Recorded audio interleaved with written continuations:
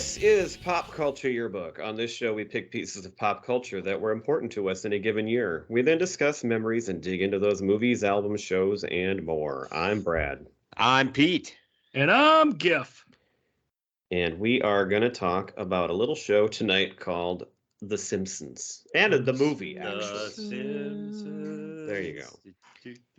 So this movie came out in 2007 after many false starts and like rumors and going on. When would this movie ever come out? Are they going to make a movie? And it was in 2007, which just happens to be the year we're doing right now. The episode I picked. You picked it. I did pick it. I did pick it, not so much for the movie itself, but it was released in 2007, which is the year that we are doing this month. But of course, The Simpsons was one of my favorite shows of all time, and especially during the entire, I can't even say the entire era that it was on, because it's still actually on. It goes from about our middle school days all the way up to the present. It's still going strong, and as far as I know, there's no real end in sight, which is just an amazing run. I think it's at 33 or 34 seasons, something like that. That's ridiculous for a show like this. I remember watching it the first time. It was just the Christmas episode after being a segment on the Tracy Ullman Show, which I didn't watch regularly, but I do remember watching a clip or two of the original cartoon, and just thought it was kind of funny. But then I remember and being kind of excited when I heard that they were coming out with a Christmas special, because who doesn't love a Christmas special, especially a cartoon at that age? In the 80s, we loved especially Christmas in the 80s. specials. We had loved all the Charlie Brown ones, and which we've discussed ad nauseum on this show. And so on and so forth. So when it came on, I was pretty excited for it, was not disappointed, even though now when you go back, it looks really weird. But that's like with Seinfeld, too. It's like with any of these shows that you watch the first episode of before it really truly has a chance to evolve. The first episode and the first season are just kind of different and a little bit more weird. But the animation is always always different, too. Yeah. And I think we've talked about Garfield on this show. And if you look at the first Garfield book and the animation of how Garfield is drawn, it's quite crude compared to like 4 years later. Yeah. And the Garfield that we all know today. And the Simpsons you look at the Tracy Ullman Simpsons. I mean, that's almost unrecognizable other than the yellow people. Yeah, exactly. But I remember this was a show that was one of them that we would always talk about. It was on Sunday nights, and it still is. I don't think was it on Thursday nights or something at one point? I don't know. No, I think you're thinking of the Cosby Show moved to Sunday nights, and then they ran against each other. Maybe. But as far as I can remember, it's always been on Sunday nights. And it was just one that I remember we would always just talk about the next day at school. It was like the original water cooler discussion kind of thing. And it was this and Seinfeld were the shows that you would look forward to every single week. And The Simpsons always was just packed with hilarity. It just had so many great characters, so many great voice actors, guys like Hank Azaria and Phil Hartman. I didn't write them all down, but there could be a list of like 100 great voice actors on these, and just ridiculous how good the show is. And as the show evolved a little bit, it actually, the shows do have a storyline too. It's not just like Naked Gun where it's joke after joke after joke. Some of them do have kind of an emotional or a deeper storyline too. So that's just one thing I liked about it. Also, we talked about Seinfeld having a lot of jokes and references that you have to be pretty intelligent to get some of the jokes. I think that Simpsons is definitely the same way. They have a lot of deeper jokes where you don't really understand it at first, or it just kind of flies by you. But then later, you go to college and you learn about certain things. It's like, oh wait, I think they made a reference to that in The Simpsons. Like the HMS Pinafore is a good is a good example of that. I remember seeing that as a musical, but then they actually did a whole like number on that in one of the episodes. So just an all around great show. I honestly I haven't actually watched it the new episodes as seriously at all in over 20 years, I'm sure. So I haven't even seen half of the episodes, but I just don't. I think it is past its prime. I have watched a couple of episodes. I don't know. It's just it's still hanging in there. It's still good, but nothing like it was when I remember it. Maybe it's me. Maybe I'm the problem, and it was just the age that I was at. But I don't know. What do you guys think?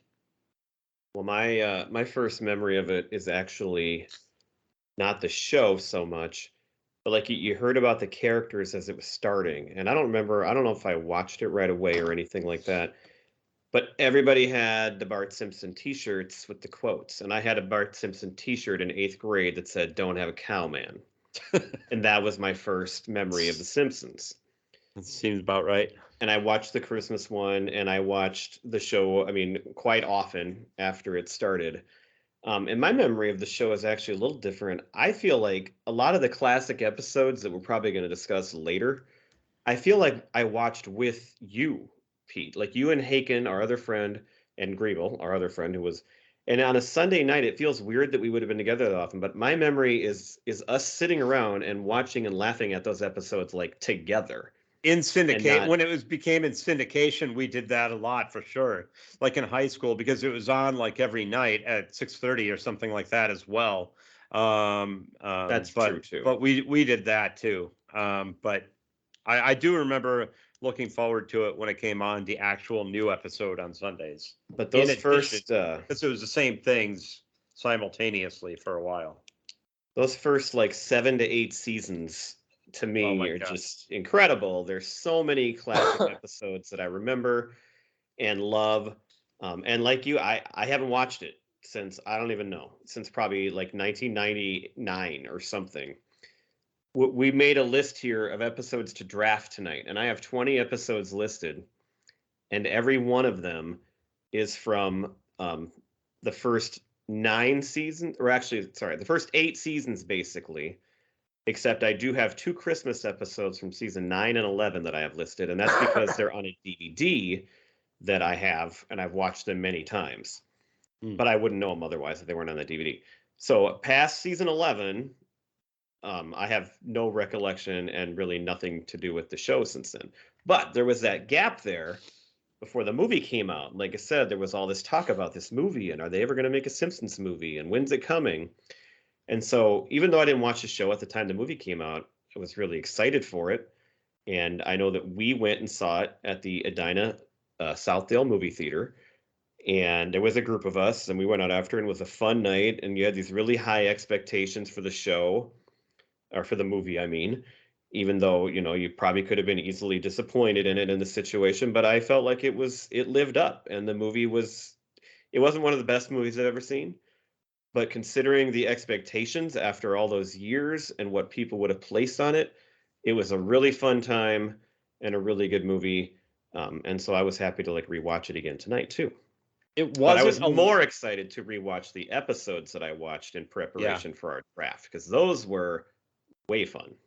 Yeah, the movie itself, it was good. It wasn't a disappointment by any means, but it was not as good as the episodes themselves. And so I don't know. And we'll get to it. But what I noticed watching it this time, there's a distinct reason to me why I didn't love the movie as much as maybe I would have wanted to, even though I still liked it. So we'll get to that a little bit later, probably.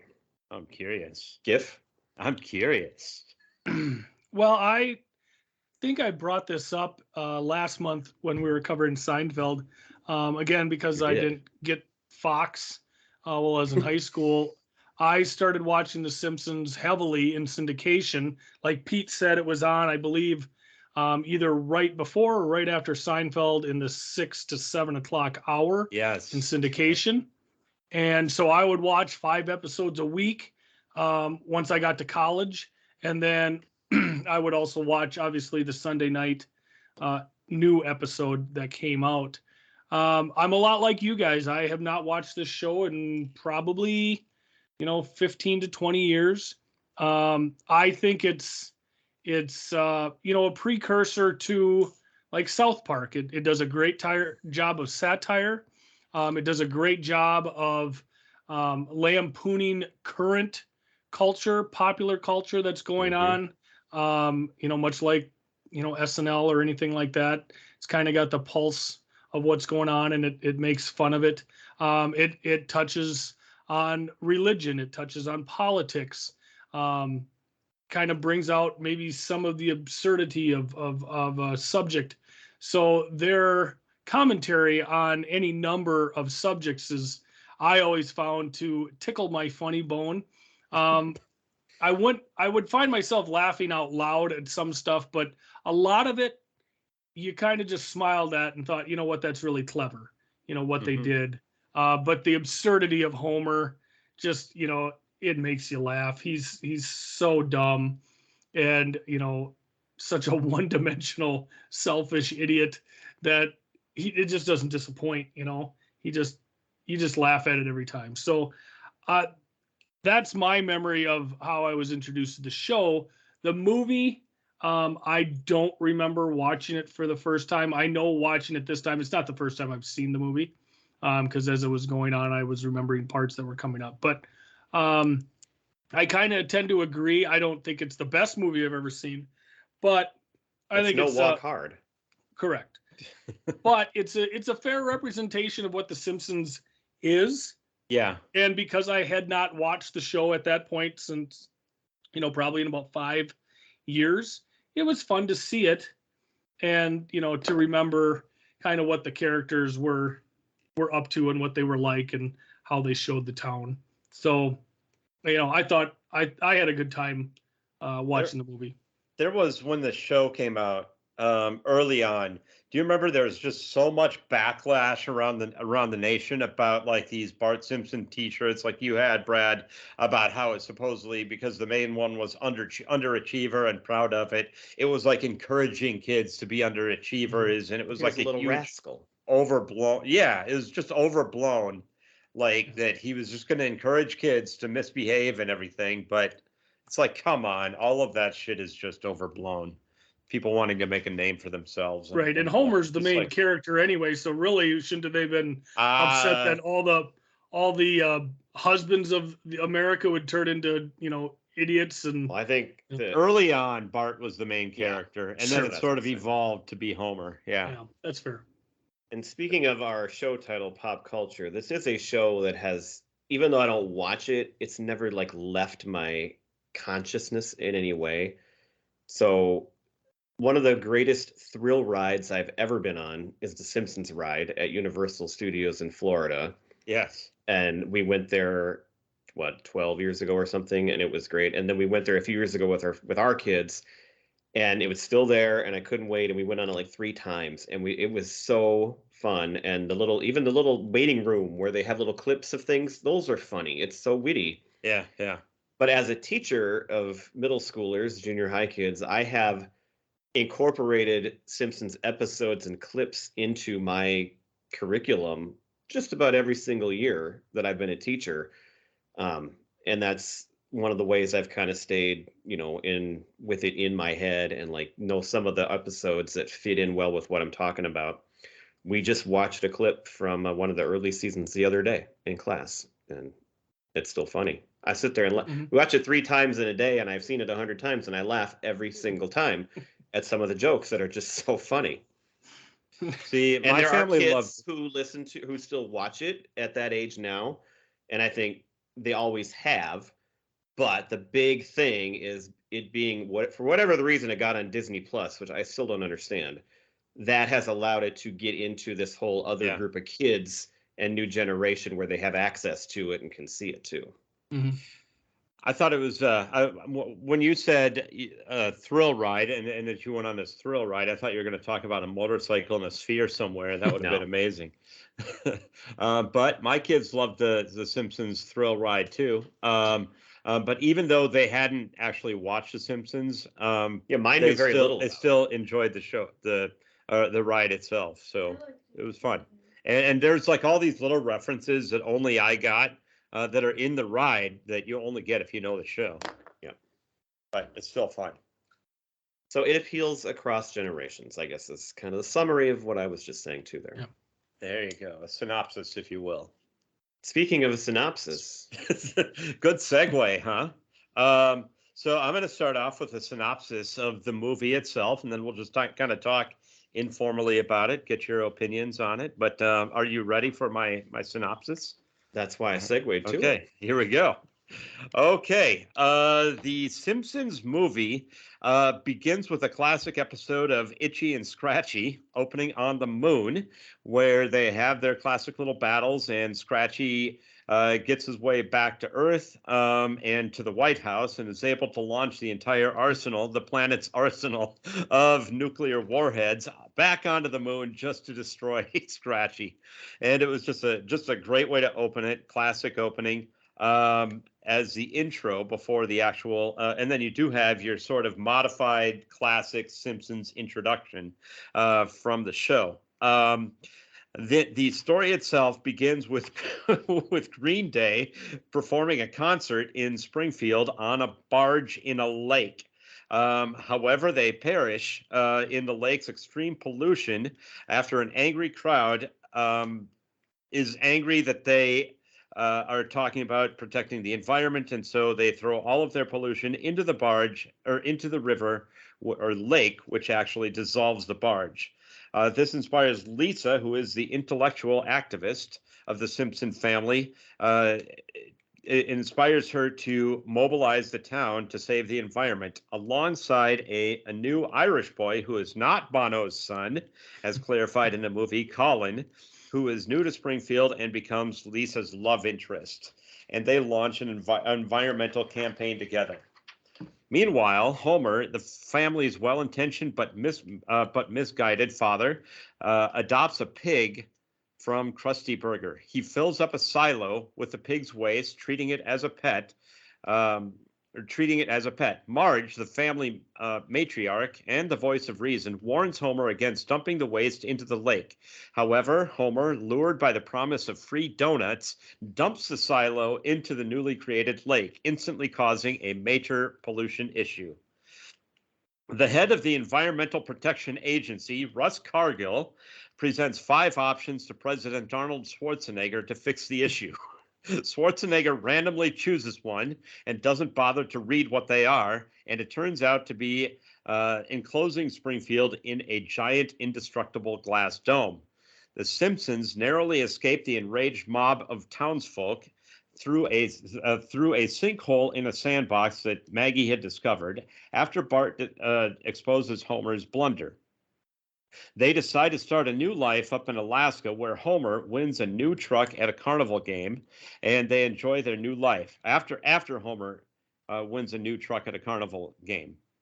However, when Marge, Bart, Lisa, and Maggie watch a news broadcast about the plan to destroy Springfield to create a, quote, new Grand Canyon, they decide they must return to save their town.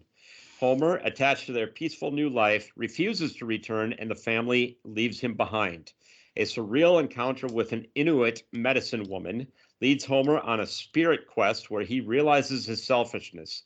Understanding he is risking his family, he sleds back to Springfield, reaching the town just in time to reconcile with Marge. Together, Homer and Bart hatch a plan to rescue Springfield. They perform the motorcycle stunt performed at the beginning of the movie to generate enough momentum to hurl the bomb strapped to the dome's roof out of the town. The bomb detonates just in time outside the dome, shattering it completely, and the town is saved just in time. In the aftermath, Springfield citizens begin rebuilding their town. The Simpsons family, the outcasts, are now hailed as heroes. The movie ends with the Simpsons family back to their everyday life as though nothing has changed, maintaining the status quo of the series as it was always known to do. There we go. That was excellent. The end. Wow, that was great. You hit all the major points of the movie. Nice job, Thank Pete. you. Yes. Yep. And what I noticed is you had a lot more detail in the first part of the movie and a lot less on the second. And when I was watching the movie, I was like, I wanted to write down like every line for the first like 10 or 15 minutes. And I stopped doing it thinking, well, I'm never going to stop writing things down. That's the thing. Because the beginning is just amazing and funny. But I stopped taking notes halfway through because it kind of dries up there. And what I noticed is that you love Springfield and you love all these characters, not just the Simpsons. And when they leave town, the movie just kind of loses it. Like you want to get back to Springfield. You want to see what everybody else is up to. And it wasn't as funny. And it got, it keeps the plot going and it gets where it needs to go. But it's like that beginning is so like just brilliantly done that it can't keep that momentum. And I think when you don't leave Springfield. If you're the Simpsons, you don't leave Springfield. And that's what the movie did. And that's where I think if it has a flaw, that's the flaw to me. It kind of reminded me, there was an episode that I thought was actually one of the not as good episodes of The Simpsons as a regular episode, but I think it was Homer that got like lost in a desert and he like started smoking peyote or something and he had all these hallucinations. And it was kind of the same where you're right. It was once he was on his own and then you get this Eskimo woman and all of that kind of stuff. It just became a little bit weird. But yeah, the beginning was so fast paced, and as you said, it was the interaction with all the other characters. Don't forget the entire thing with Bart skateboarding naked. Yes, yeah, that was hilarious. When it's like, okay, you're used to watching the show where they had all these little clips, and then you think, okay, he's skateboarding naked. Obviously, they're not going to show. His dingleberries. His dingleberries, right? And then and that's what it's set up to make you think because it goes through all these things, and then just all like of a sudden Austin Powers extended thing, yes, where you do. Where they do actually show it, and they know they can because it's a movie. And it's the only thing the funny thing is it's just it's slid out that area of his body. You don't see his upper half or his lower half. You only see the groinage area. Right. After being the whole opposite for the last minute of it. And then there was a scene where Homer is sinking into the sandbox and he's giving the middle finger. the double, and then he gets stuck. Finger. Yeah. You're right. Break his head. His head's still visible. Oh God. Well, I speaking of the beginning of it, again with the fast-paced nature. So you've got the Simpsons beginning montage that they always have, and of course it's extended, but they finish it with Green Day playing the Simpsons song, right? So it goes right into this concert that they're having, lakefront concert, and as Pete said, the barge disintegrates and Green Day dies.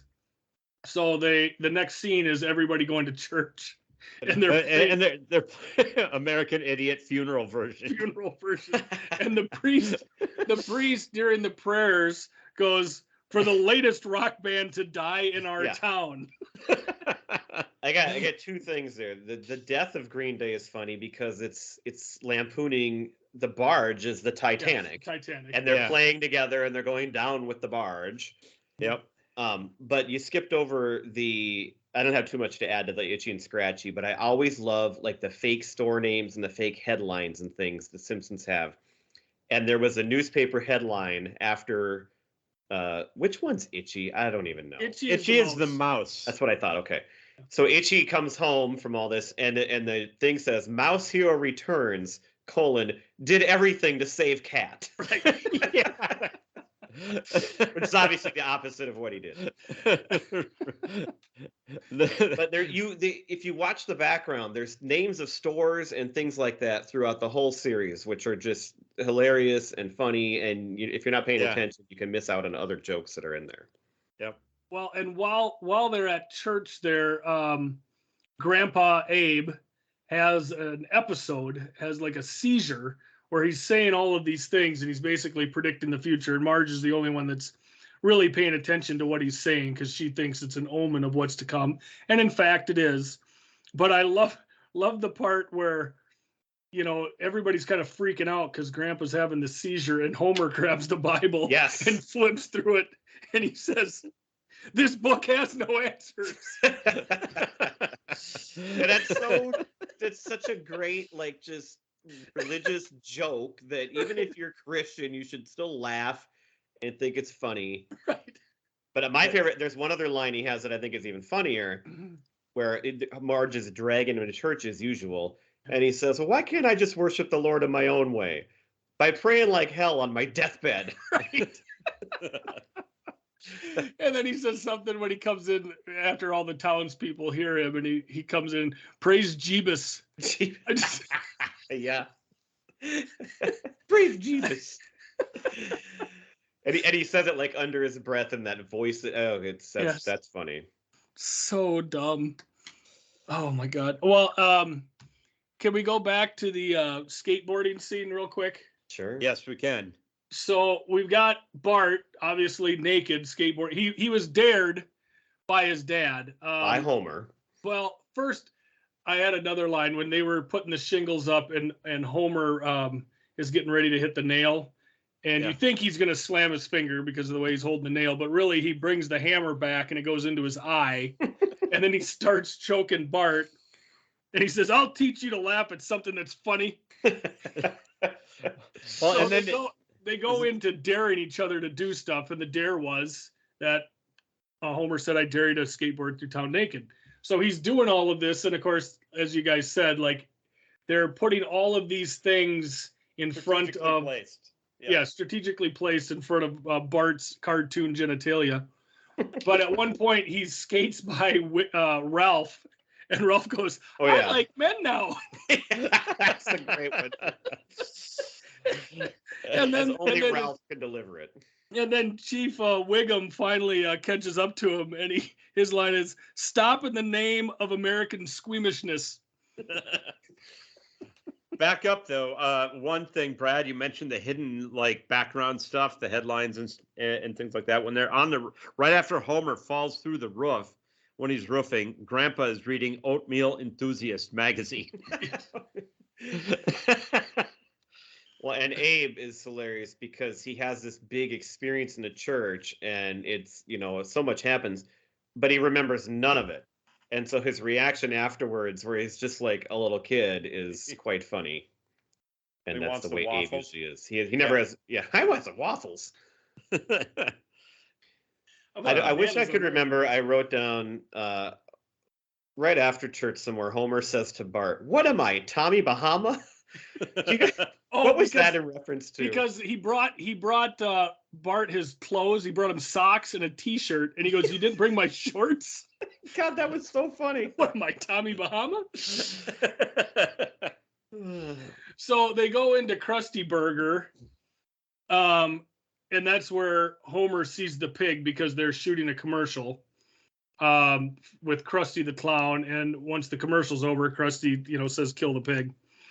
So Homer saves the pig, and he basically, treats the pig like his favorite thing in the world, completely ignoring Bart, and everything like that. And we get to the part where he has this silo that's he's storing all the pig crap in, and he shows it to Marge in the backyard, and she's like, is that full? It's leaking. And he goes, it's not leaking, it's overflowing. And she goes, he filled that up in just 2 days. And Homer goes, well, I helped. Well, don't forget when the pig did an impersonation of Marge. Yes. Wee! There's a great part too there, because him and Marge, they fight all the time because she gets disgusted with his stupidity and the stuff he's doing. And he's doing stuff like that, making these impressions. But he gets one where Marge smiles, actually. And he goes, you smiled, I'm off the hook. Well, we can't forget the Spider Pig song. Yeah. Well, he's got the pig, how did the pig marks get on the ceiling? And he's holding the pig up. Spider Pig. Does whatever a spider pig does. There's a classic line here, too, that relates to, so people forever have been like, where is Springfield? What state is Springfield in? Because there's a Springfield in every state, basically. And they like give it away here, where Flanders says, from here you can see the 4 states that border Springfield: Ohio, Nevada, Maine, and Kentucky. Right. Well, and I would like to bring up one thing about the movie. So it premiered July 21st in Springfield, and they had a contest. There were 16 cities by the name of Springfield to see which one was going to hold the world premiere, and it was Springfield, Vermont. And then the next weekend it opened countrywide. I did not know that. Oh, They brought that Springfield into it, which I thought was great. And at the premiere, it was a yellow carpet instead of a red carpet. I see what they did there. Mm-hmm. Gifford, you're so good at remembering these things. I have down Homer fakes chainsaw sounds, which I thought was one of the funniest parts. What did he do that for? So when it came to light that Homer was the one who put the crap in the lake that really pushed the lake over the edge, and the dome was put on top, they figured out who it was, because of course they pull a silo out of the lake, and on the side of the lake it says "Return to Homer Simpson, no reward." So this whole mob shows up at his house, and he's like boarding up his house, and these people punch their fist through, and they're reaching through with their arms, and he goes, "Stand back! I got a chainsaw," and he starts making chainsaw. And then they pull their arms back, and then you see eyes. They're buying it first. You can see they're looking through. They're watching him do the sounds, which obviously doesn't work anymore. So they find the sinkhole that Homer was supposed to fix, and of course he never got around to it.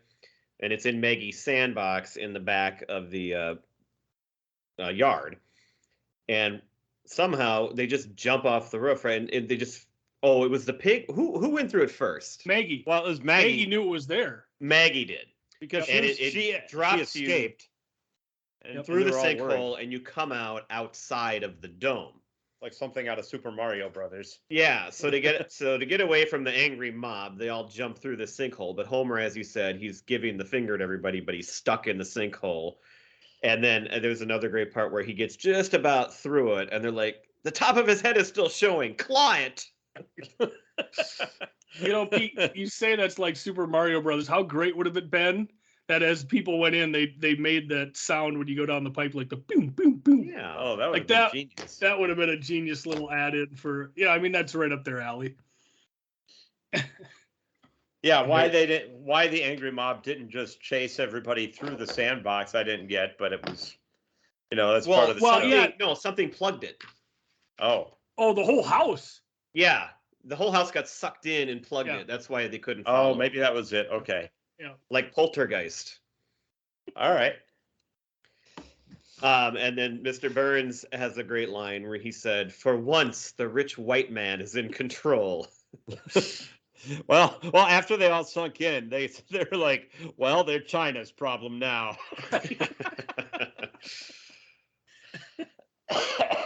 Well, because they actually didn't see them when they went through the hole and came out. They never actually saw them, did they? Right. No, the crowd never turned around to look behind themselves. Nobody saw where they came out at. So they didn't see them, and then it got. That's probably part of it, because the Simpsons could see Maggie coming out the other side, because they were the only ones that were facing the other way outside the dome. So they were the ones that knew to do that. Yep. So this is where, we then everything kind of gets separated. And so I don't think it's going to be as good here. But the one thing I do love about the movie, and he was on the show at some point, I think, too, but Albert Brooks's voice as Russ Cargill. I mean, he is perfect. Albert Brooks is great and everything, and he's got the perfect voice for this.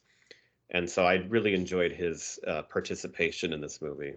Well, what I love, the line that I wrote down from Russ Cargill was after the dome was, over Springfield, and he was kind of running the show at this point.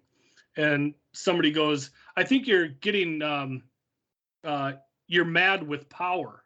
And he goes, "Have you ever tried to go mad without power? It's boring. Nobody listens to you." You mentioned the President Schwarzenegger picking a number. Yeah, and that was great because they lead him, and it's kind of like that one great Crank Yankers line that we always used to say, but they're like, "Go higher, not that high, now lower, now double it." That's the second time. That's the leading second time. him towards the right one. Yeah. Right. That's later in the movie, actually, because there's twice where they offer him that set of choices, and the second time Cargill had decided he was going to destroy the city entirely. Right. There's hardly a day that goes by though where my wife and I don't say, "Cut that in half," and then double it. And then double it. Yes. Cut it in half and double it. Well, after this, go ahead. One of the parts that I did really like from their time in Alaska was the bar that Homer went to, named Eskimos. Yes, I thought that was inventive. Yeah, well, before that, right after they escape, they wind up at the Red Rash Inn.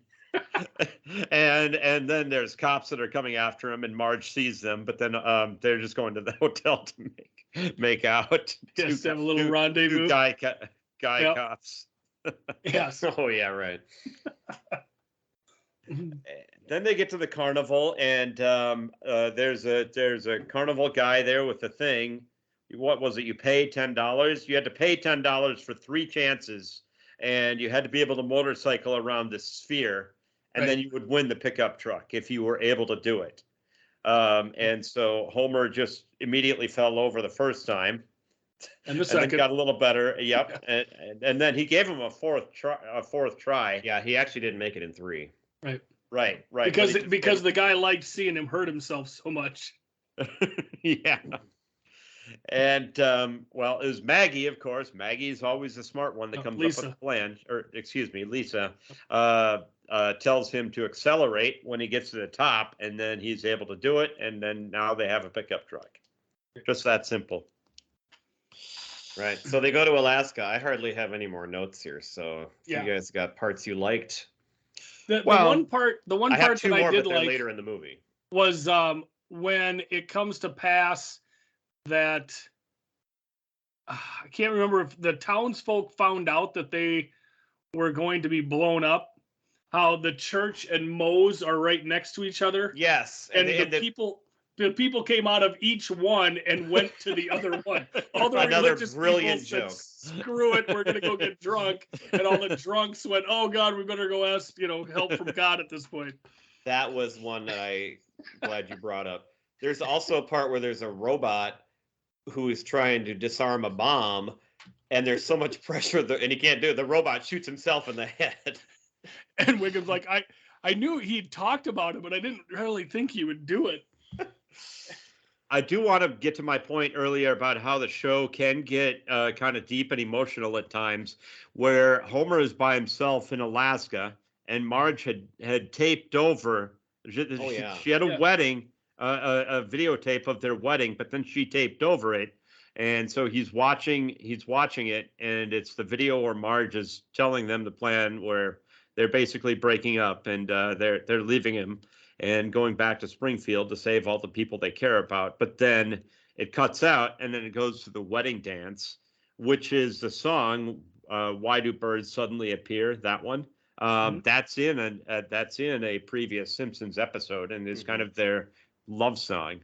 Or that's like their song. They have the flashback episodes when they're younger, and we learn how they got together and all the dumb things Homer did. But Marge is always that emotional rock that, like, she can get through to him, and even she left him here, but she still got through to him, and enough that he knew what he had to do to go back. And of course, also reconcile with his son, who hates him. But then on the other side, Flanders Kid has a great line when he sees Homer do the, save the day. He says, "I wish Homer was my father." And Flanders goes, "I wish you didn't have the devil's curly hair." Well, and then don't forget the sled dogs. So Homer gets a pack of sled dogs to go back, and he's whipping them all the time. Rest. And then they all attack him when he lets them out of their harness, and he's like, "Oh, my whipping arm!"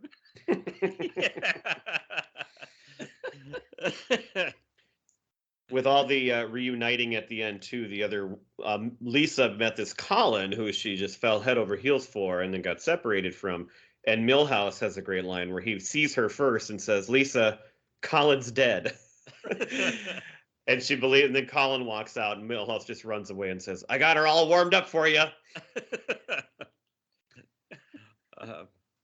And then there's like a couple of little gags that they did in the movie. One was actually earlier in the movie. We skipped over it, but it's like where there's a crawler at the bottom of the screen where Fox is advertising a TV show. And they say, that's right, we even do this during movies.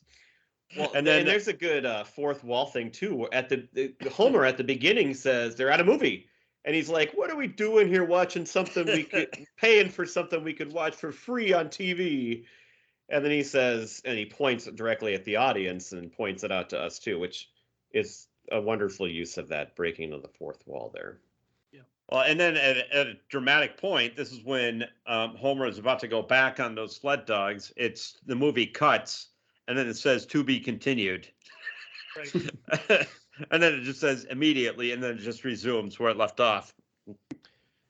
So Homer saves the day with his motorcycle skills, and him and Bart love each other again, and everything's okay. So I'm done with what I have to say about this movie. What about you guys? I got one last thing when you brought up that him and Homer saved the day. So Bart's hanging out with Flanders because, he was getting love earlier in the show. And he's never felt that fatherly love before. Right. It's like he doesn't know what to do.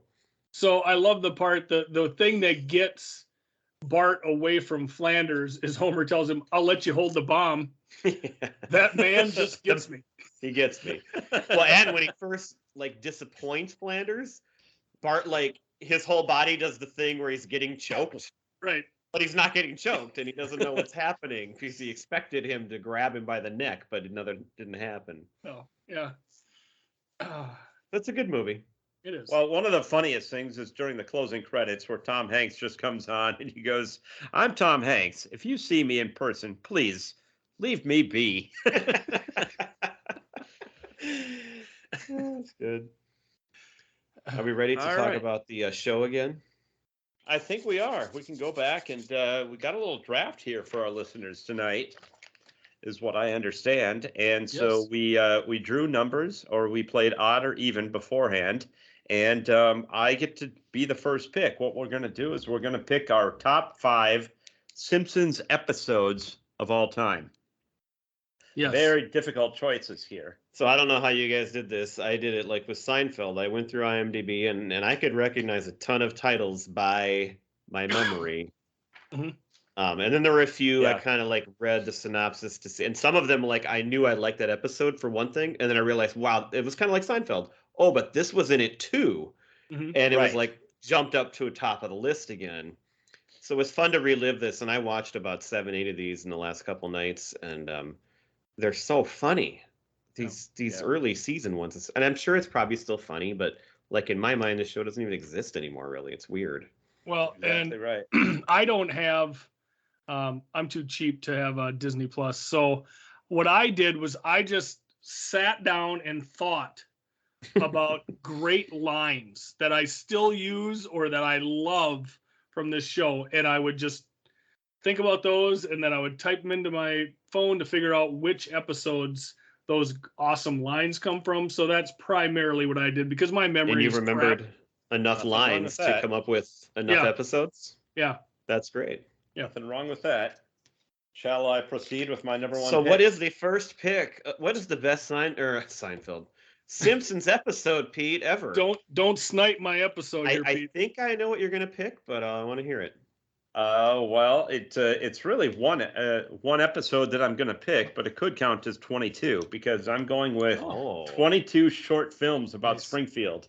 Wow, that's not the one I expected, but that is on my list. That's on my list as well. Great pick. And Pete, what is the line in that one that is the best part of the whole thing? Why we both wrote them? Steamed hams, steamed clams. It's a Utah steamed ham. The steamed clams, the whole exchange between Skinner and Principal Chalmers. Yeah. Well, and it's a local New York expression. No, northern. Utica. It's a Utica expression. Well, and the whole thing with Chief Wiggum and Snake, in Pulp Fiction, that was a great part of that one as well. So. The tall guy with a small car was in that. Oh, yeah. Is that one too? Yeah. And he gets out. This is the biggest car I can afford. That is so funny. Good choice. Not the one I thought you were going to pick, but it's a good one. Thank you. All right, I have one in particular starred, and I'm happy that Pete didn't snipe it from me. So I am going with season 6, episode 2, Lisa's Rival. So when I was thinking of these lines, the one that I always think of, and I say it repeatedly, in this episode, Homer finds some sugar that fell off of a truck. So he's been trying to sell this sugar, so he hasn't been at work. So he comes home and Marge tells him, the plant called. If you don't come in on Friday, don't bother coming in Monday. To which Homer replies, woohoo, 4-day weekend. But the other things that are in this show, there's so many great ones. This is the one where Ralph says, my cat's breath smells like cat food. I bent my Wookiee.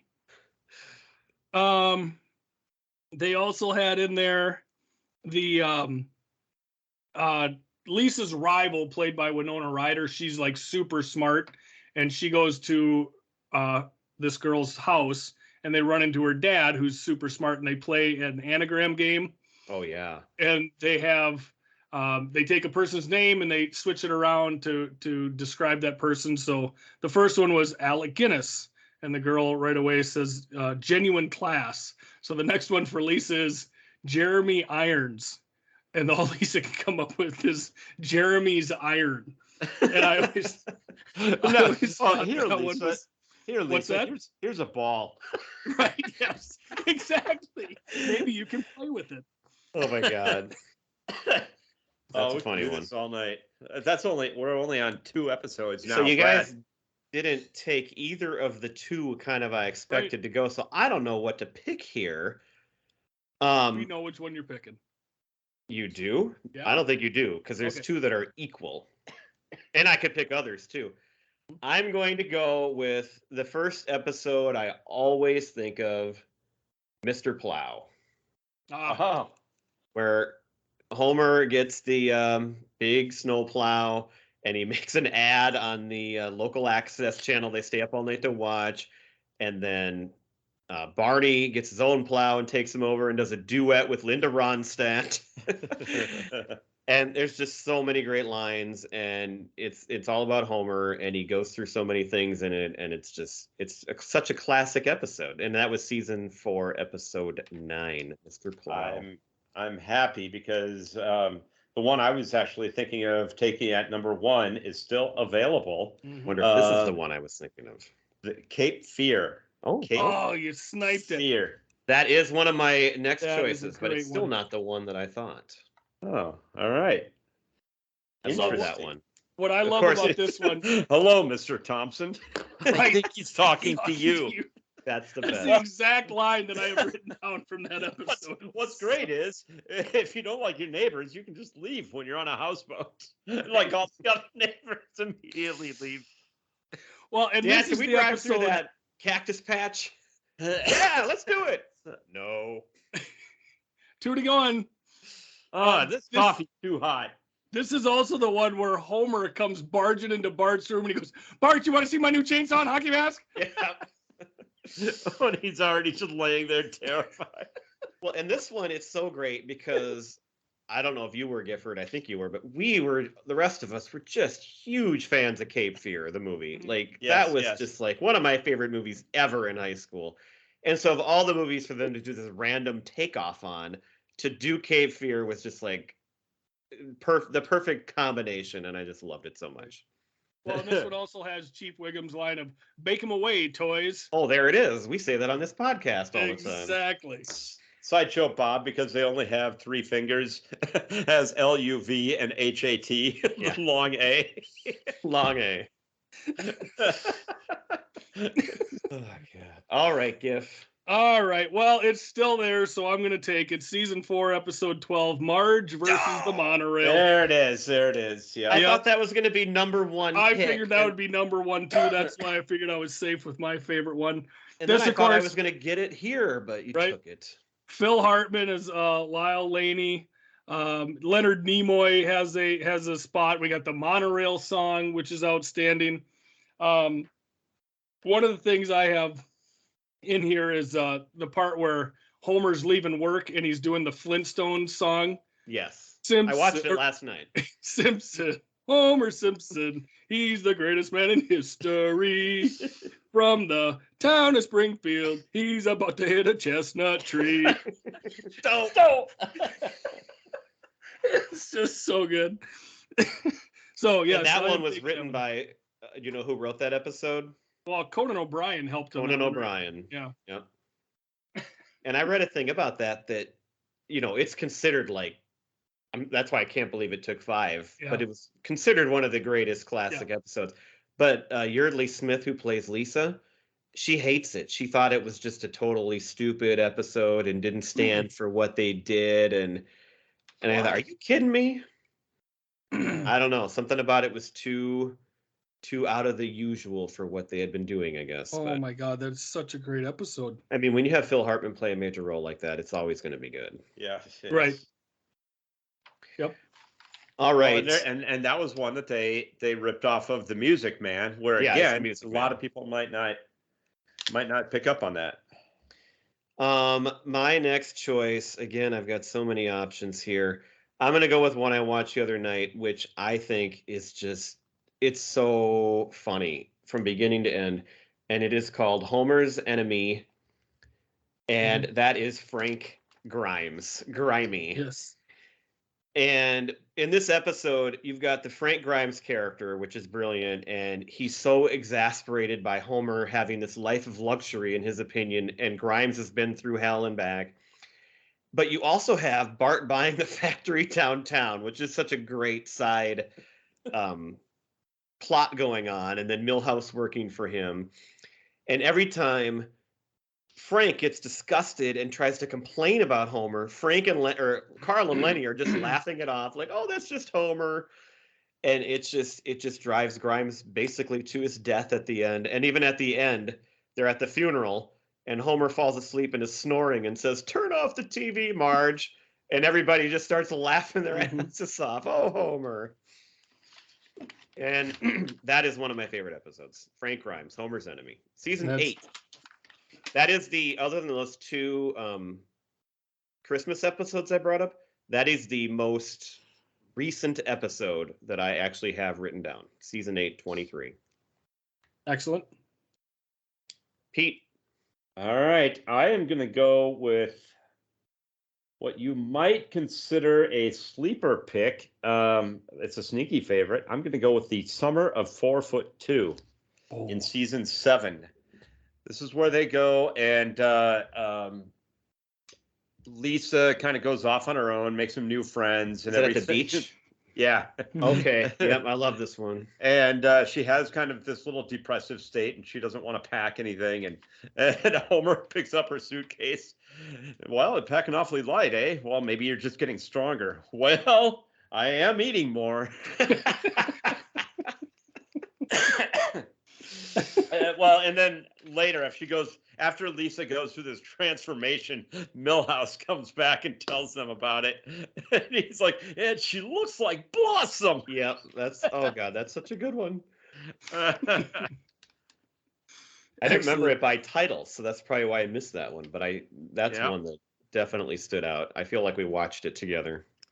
Yeah, I'm sure we have. Gifford? All right, I'm gonna go with the first Treehouse of Horror pick here.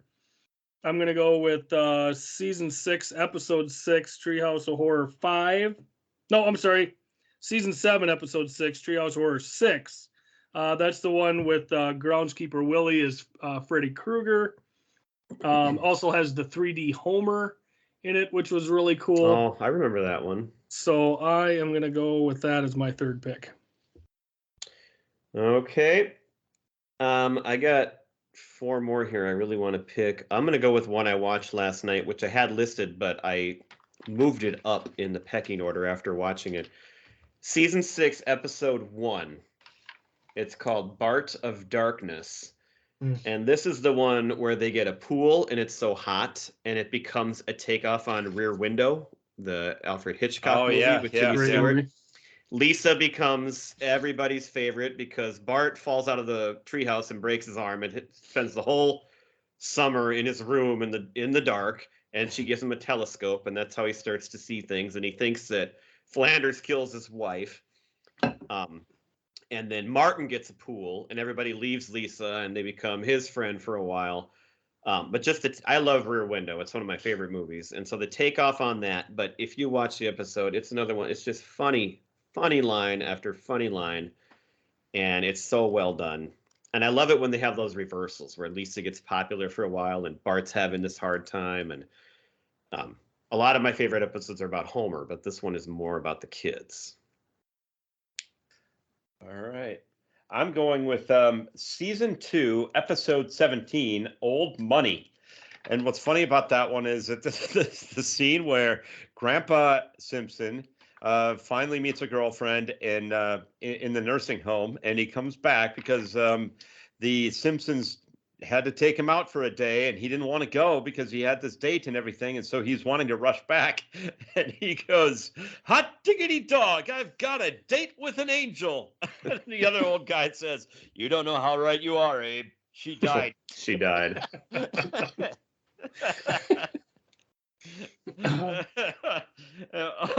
And then he goes in. It's in that same scene. He goes in, and or was it actually earlier in that same episode? But they go to pick up Grandpa, I think it was, and then there's this he goes back inside the nursing home, and then there's this old lady that's left next to the car in her wheelchair that has dementia, and she just sits there staring at Marge. "Can I come too?" Oh yeah, I love she just that. slowly rolls up the window. Like, "Can I come too?" Go. It's terrible, but it's funny. That's another one I would have never got the title, but you tell me what happened, and it's hilarious. Right. Yeah. All right. That's 4 picks for me. All right. I am going to go with season 6, episode 12, Homer the Great. And this is where he joins the Stonecutters. They have the great song "We Do." Like, they're the ones who keep the metric system down. They keep Steve Guttenberg a star. And we've got Patrick Stewart in this one is number 1, which is great. And Homer ends up being like the chosen one for the Stonecutters. And it's a great, great episode. So that's my number 4. All right. I'm going to go with season 8 again, episode 18, Homer versus the 18th Amendment.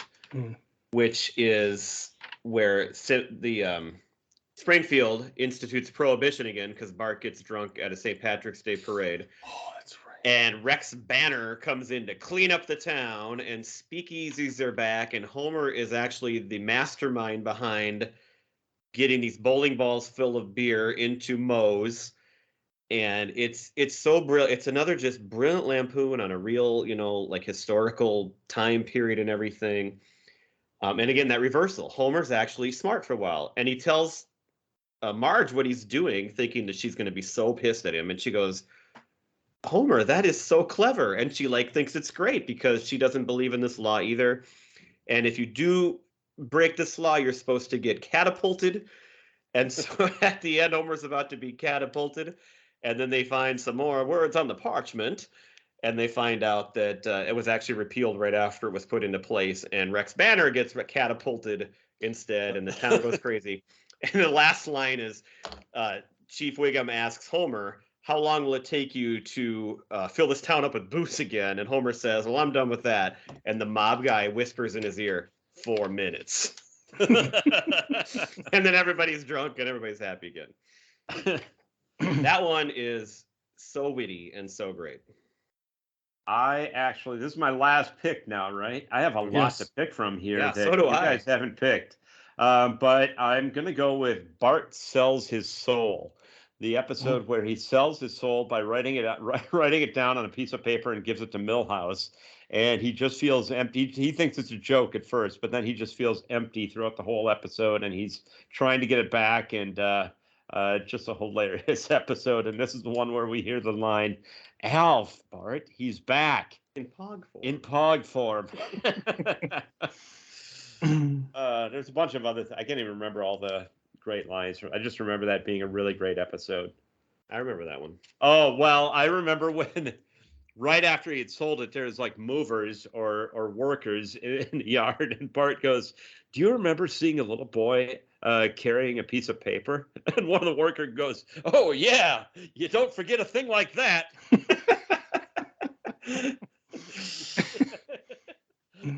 Okay, GIF. Well, I think I'm going to wrap mine up with season 6, episode 6, Treehouse of Horror 5. Wow. And that is the one where we've got The Shining, where The Shining. You don't want any trademark restrictions. We also have the time traveling toaster, and the kids being killed at school and then being fed to the other kids at lunch. So that was the one that I'm going to take from our number 5.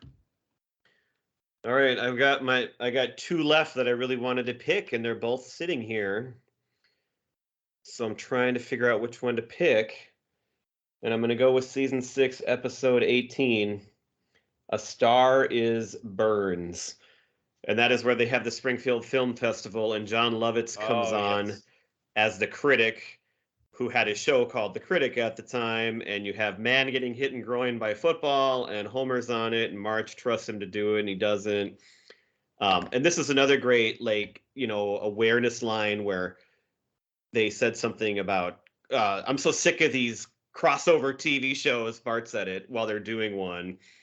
And then at the end, John Lovitz says something like, "You guys can come on my show anytime." And I think it's Homer. One of them goes, "Well, we won't be doing that." But you got Mr. Burns trying to buy and win the festival by hiring Senor Spielbergo and bribing the judges, and then Homer loving the man getting hit in groin by football, and it's a classic episode. You must be the man who couldn't tell if he had a pimple or a boil. It was a gummy bear. It was a gummy bear. That's right. All right, so I got several more I could just list off quick, but I don't know. Pete, you want to go first? I can. I had Homer's phobia, the one where he was afraid that Bart was turning gay. I did have the Who Shot Mr. Burns, because that it was 2 episodes, but probably the most memorable of the entire series. That was a pretty big deal. Itchy and Scratchy Land. That's the John Travolta one. Yeah, looks like. Yeah. You Only Move Twice, where Homer inherited the Denver Broncos at the end of the episode. The Denver Broncos. Homer at the bat. Yep. Oh yeah. I was going between A Star is Burns and Homer at the bat for my last pick there. Bart versus Australia. Lisa's Wedding. Flaming Moe's. Radio Bart. Oh, the Last Temptation of Homer is good. Yep, I got that one. Oh, Mindy. Mindy was played by Michelle Pfeiffer in that one. Was it Michelle Pfeiffer? I didn't know who it was. But what made that one great is not only Homer and Mindy's great, but that's also the episode where Bart gets these giant glasses and these big platform shoes, and they slick his hair back. All these ailments he has, and he looks like just the biggest nerd ever, and he gets picked on, and that's a hilarious thing happening there. That's all I had for my big ones. You got any more? Go ahead, Brett. Last. All right. Well, I did have Simpsons roasting on an open fire because I do like it, and it's the first one ever. Bart the Daredevil is the earliest one I have after that. The episode itself is fine, but it's the great scene at the end where Homer tries to jump the gorge and falls, and then they're bringing him up. They're pulling him up, and he keeps hitting his head against it, and then they get him into the ambulance, which then hits a rock, and then he falls back out and goes down again. It's incredible scene. That was referenced in the movie, by the way, at the end, because they go over Springfield Canyon. Yes, that's right. Lisa's pony. Homer is working 2 jobs to try to afford this pony, and there's the scene where he's trying to stuff it in the back seat of the car, and he has no idea what he's doing. Homer at the bat, we already brought up, but I wanted to point out that's the first episode of The Simpsons that ever beat The Cosby Show in the ratings. Oh, really? So that was a really big milestone deal there. So, had all the baseball stars in it. Homer the Heretic is where he doesn't want to go to church anymore and starts his own religion at home. That's a great one. I Love Lisa, where Ralph says, I choose you, Mhm. and let's be friends in the Valentine's Day. Homer Goes to College, also written by Conan O'Brien, and he gets these nerds to follow him, and they get expelled, and they have to move in at home, and Marge hates these nerds, and it's got the whole college Animal House like stuff going on.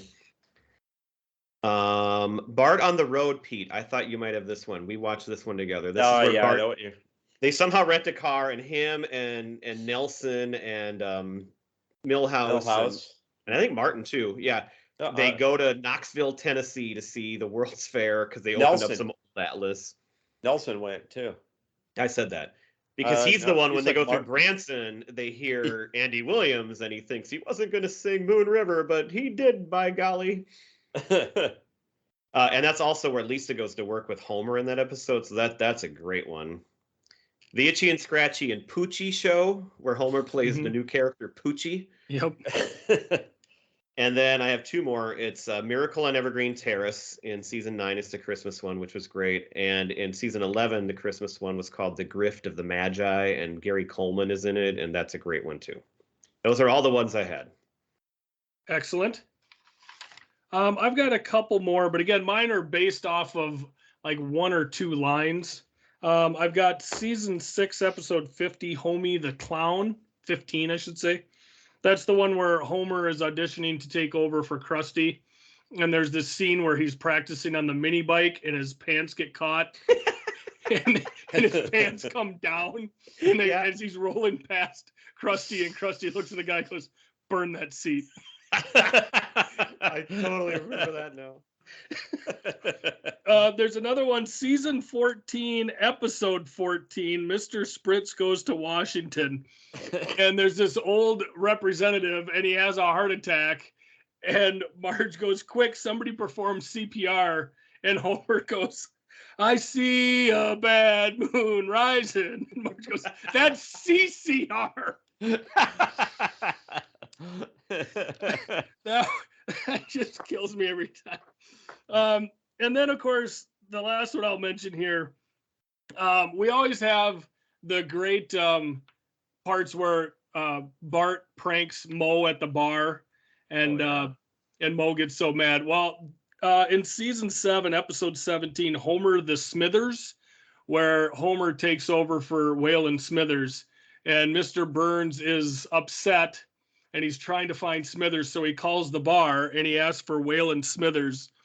And Moe is quick on this one. He thinks that he's being pranked again. And his line here is, when I catch you, I'm going to tear out your eyes and shove them up your butt so you can watch me kick the crap out of you. Then I'm going to use your tongue to paint my boat.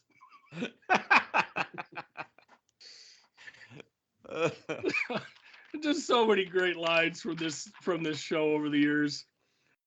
That's what I got. It was fun to relive that because, like I said, I watched so many episodes, and so many are like these just it's like Seinfeld episodes that are so classic. But I haven't watched them as many times. I haven't relived them as many times, and so to go back and watch some of these again, it's just so fun. Oh, so I did want to mention one last one with a great line. It was season 5, episode 17. Bart gets an elephant. This is with Stampy, the elephant. And there's a part where Homer and Lisa and Marge are driving, and Homer slams into a statue of a deer, and his reaction is, "Don't!" And Lisa goes, "A deer," and Marge goes, "A female deer." Right. All right. Is that it? That's it. I think that'll do it. You know who else is a classic that I can't get enough of? Preacher Row. That's right. Got to revisit them once in a while too. Yes. PPR. Or wait, PR. Just PR. Yes, just PR. Not CCR. Somebody perform PR, please. Okay. The extra B is for bring your own extra beer. Well, what's that extra B for? Well, that's a typo. That's a typo. Well done. All right. Stop. All right, guys. Thanks for listening. Bye. Praise Jeebus.